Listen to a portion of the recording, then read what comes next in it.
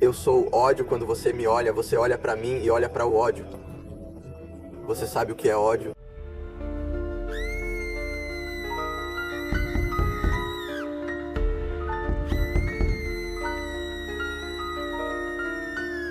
Bem-vindos ao Arquivos Secretos. Tommy Lynn Sells nasceu em Oakland em junho de 1964, filho de Nina, uma mãe solteira. Ele perdeu sua irmã gêmea devido à meningite antes de ter 9 anos de idade. Ele foi molestado por um homem com o consentimento de Nina. Em 10 anos, Tommy começou a usar drogas.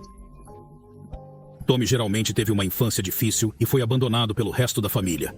Quando o Tommy tinha apenas 14 anos, ele estava vivendo nas estradas, um deriva permanente. Após uma série de agressões e crimes menores, Tommy tentou obter ajuda de um instituto de saúde mental, mas não teve sucesso. Ele então se voltou para o álcool e, em 1982, também foi preso por embriaguez pública. O Sells era um serial killer. Ele confessou que cometeu seu primeiro assassinato quando tinha apenas 15 anos. A primeira vez que fiz uma droga foi o melhor sentimento que tive na minha vida. A primeira vez que matei alguém foi tão pressa como aquele tiro de drogas. Toda vez que o fiz, foi aquela corrida novamente e comecei a perseguir tão alto. Sells estava envolvido em vários crimes, desde roubo a agressão e dirigir sob influência. Ele se mudou para St. Louis, MO, em 1983, onde ele matou uma mulher e a filha com um taco de beisebol. Sells iniciou uma onda de assassinatos, estuprando mulheres, mutilando partes privadas, matando crianças e agredindo os corpos de suas vítimas. Eu gosto de usar uma faca. Uma arma é muito violenta, muito barulhenta, mas apenas se encaixa bem na minha mão. De Stephanie Stroh, que ele estrangulou e jogou no deserto, a Keith Darden, que ele atirou na cabeça depois que Darden lhe ofereceu uma carona, Sells matava sem misericórdia. Eu gosto de ver os olhos desaparecerem e as pupilas desapareceram. Como libertar a alma deles. Ele destruiu a família de Darden, matou seu filho Peter e atacou sua esposa Elaine, que estava grávida de um filho. Os espancamentos que Elaine recebeu foram tão graves que ela entrou em parto prematuro e deu à luz uma filha. Sells matou o bebê recém-nascido, estuprou a mãe, mutilou seus seios antes de eventualmente matá-la. Ele então agrediu sexualmente seu cadáver com o mesmo taco de beisebol que ele usou para matá-la. Ele também foi responsável pela tentativa de assassinato de Fabiane Witherspoon e Kaylin Harris. Esses sobreviventes forneceram informações que ajudaram a polícia a rastrear e prender Sells no início de 2000, em uma carreira assassina que se estendeu por 5 estados dos Estados Unidos e durou décadas. Sells matou mais de 15 pessoas confirmadas e confessou vários assassinatos não confirmados. Eu não quero que eles vivam a dor que sofri. Sells, ou o assassino da costa a costa, como ele se chamou, recebeu a pena de morte e se recusou a fazer qualquer declaração final ou mostrar remorso. Eu sofro mais aqui, mas sofro naquela túmula. Eu tenho que viver com isso todos os dias agora. Quando eles me matarem, pelo menos eu serei livre. Em 3 de abril de 2014, uma dose letal de pentobarbital foi administrada a ele e 13 minutos depois foi declarado morto. Você sabe se você se arrepende? Você está lamentando o que fez? Michael Swanson nasceu em 11 de maio de 1993. Michael tinha apenas 17 anos, quando matou 2 mulheres jovens. A mãe dele admitiu que desde a infância, Michael era uma criança problemática. Ele teve dificuldade em dormir e achou difícil interagir com outras crianças. Ele sempre está inquieto e costuma ser agressivo com sua mãe. A mãe observou que quando Michael tinha 11 anos, seu psiquiatra havia desistido dele. Aos 17 anos, Michael viajou de Minnesota para Iowa para roubar uma loja. Lá, ele atirou e matou Vicky Bowman Hall, uma funcionária inocente da loja. Nesse momento, Michael estava em uma raiva sem Deus. O adolescente foi para outro condado do Iowa, onde atirou em outra funcionária inocente da loja Sheila Myers. Quando Michael foi pedido para contar o que aconteceu, ele sorriu e descreveu o meio respirador e o meio grito que Sheila Myers fez quando ele pressionou o gatilho. Ele admitiu que isso o fez sentir poderoso. Michael não demonstrou remorso desde a prisão até o julgamento, respondendo casualmente ao policial que faz parte da equipe que o prendeu. Sim. Eu não perguntei se você queria desfigurar algo assim. Acho que algumas pessoas são baleadas.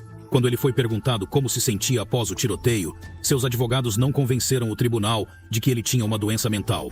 Um médico que deu em seu relatório que sem medicamentos antipsicóticos, ele roubaria pessoas, usaria armas e cometeu violência, mas eles o deixaram sair sem nenhum tipo de medicação. Assassinato total e sangrenteiro, jovem. Seu conselho quer que acreditamos que você não tem a capacidade de estar louco.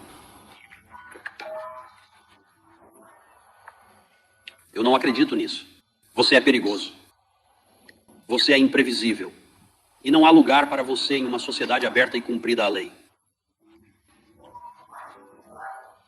A prisão para o resto da sua vida é a única alternativa e o tribunal pretende seguir. Quando a frase estava sendo lida, Michael foi visto sorrir e rir. Este definitivamente não é o comportamento de alguém remorso. De acordo com a filosofia deformada de Michael, matar alguém é como derramar um balde de água em alguém que entra na piscina. Ele queria dizer que as pessoas morrerão de qualquer maneira, então não faz diferença se elas morreram aos 80 ou 30 anos. Enquanto estava na prisão, Michael tentou matar um colega. Embora o prisioneiro sobreviva, ele precisava de pontos para fechar mais de 13 lacerações. Esta tentativa de assassinato deu ao Michael 25 anos adicionais de prisão. MacDonald foi considerado o Jack, o destripador da Austrália, e aterrorizado para NSW e Queensland, estados austrais. MacDonald nasceu em 17 de junho de 1924, em Liverpool, Reino Unido, como Allen Ginsberg, e ingressou no exército aos 19 anos. MacDonald foi agredido sexualmente por um de seus cabos no exército, o que trouxe muitos traumas até sua morte em 1947. Ele finalmente foi deixado do exército e enviado para um asilo mental. Tendo sido diagnosticado com esquizofrenia antes de 1960, mudou de nome e mudou-se para a Austrália. Em 1961, MacDonald matou Amos Hugh Hurst, sua primeira vítima, um homem de 63 anos, com quem ele se fez amigo e fez uma sessão de bebida. Eles foram para a casa do homem do pub local e beberam mais álcool. Eles ficaram bêbados e MacDonald estrangulou à pressa. Ele deixou na cama e deixou o apartamento. Hurst foi relatado ter morrido acidentalmente e MacDonald estava na clara em meados de 1961.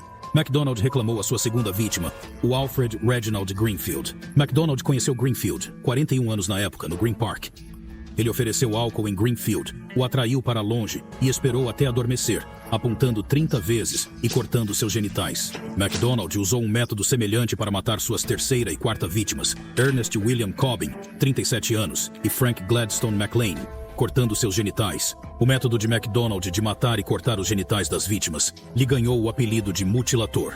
Em junho de 1962, MacDonald matou sua quinta vítima, Patrick Joseph Hackett, 37 anos. Após investigações da polícia de Melbourne, MacDonald foi identificado e preso.